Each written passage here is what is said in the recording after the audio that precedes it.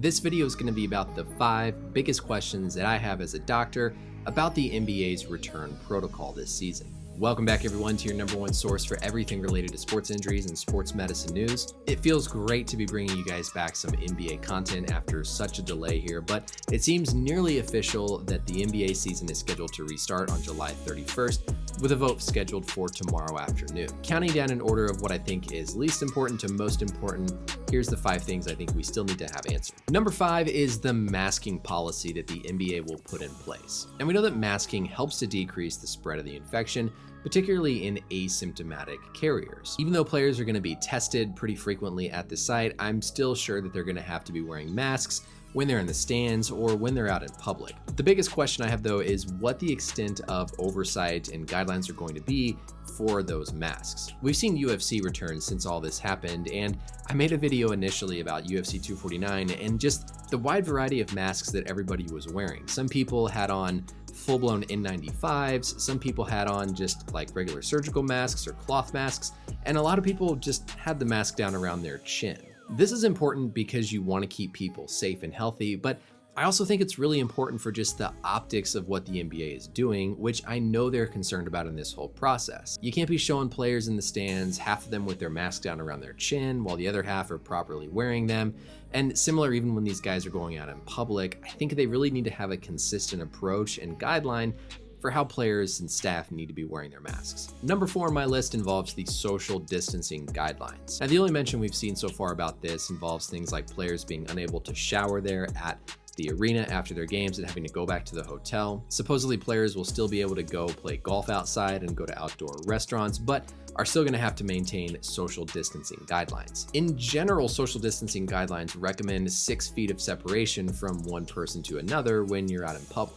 Logistically, I don't think you can space people 6 feet apart on the bench just because you're not going to be able to communicate with everybody in an effective manner. Similarly, when you're like on the bus going back and forth from the hotel, I don't think they need to be as worried about social distancing there because it's going to be everybody within that team's camp that's around each other in practices and games anyways. I think this is going to be more so about when they're potentially interacting with people outside of their immediate teammates. To be honest, I think this whole no showering at the arena thing is a little bit excessive. As far as we know, this infection is not spreading from sweat. It's really through respiratory droplets, like when you sneeze, blow your nose, and so on. We saw Major League Baseball get criticized for this, and I think this is a little bit excessive, and I'd like to see a little bit more kind of practicality in all these specific guidelines so that there's some sense of normalcy as best as possible while still trying to protect players. Number 3 is testing frequency. Remember here, there's 2 different types of tests. There's a molecular test, which looks for the active virus, and then there's a serology test, which looks for the antibodies, signifying that you previously had an infection. In this scenario, the more frequent tests that are going to be done are these molecular tests. So those are the ones where you've seen the nasal swab up the nose. That's looking for the active virus presently in someone who's infected. I think the NBA is going to get as close to everyday testing as possible, especially because they're already limiting the number of players who are going to be down here in the bubble. Certainly you want to know before someone goes into a game whether they're infected. And so I think at a minimum, if teams are playing every other day, then you could also test them every other day. As long as you have test results back the morning before their game, then that's as close as you're going to get to knowing if someone has that infection before they step onto the court to expose themselves to another team's players. I think as frequent as you have games are as frequent as you need to perform tests. Number 2 on the list then is the exact type of test that's performed. This is really important because depending on the testing method, you're going to have a different accuracy to actually pick up true positive cases. The sort of gold standard test approach is to take the Q-tip, put it up into the player's nose, up into an area called the nasopharynx, swab it around, and run that sample for the active virus.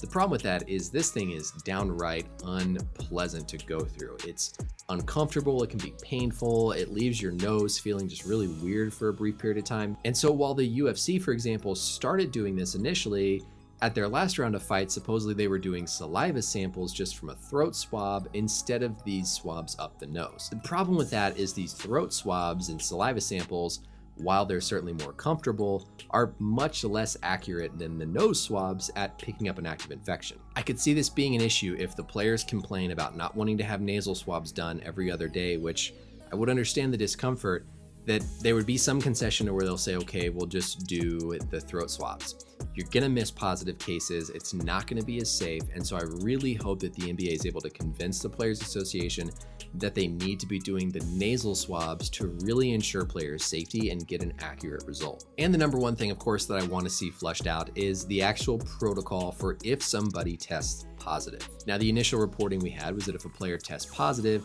they would only have to be isolated themselves. You wouldn't have to isolate the entire team. This is probably the best way to do it, because if you say you're going to isolate the entire team, this whole system could come crashing down pretty quickly. But this brings us back to one of the earlier points, where if you're doing frequent enough testing, the hope is that you would then be able to capture anybody else who was positive and also pull them out if you're testing frequently enough. If you're only testing once a week, then this becomes a problem because you could be missing a lot of other infected people.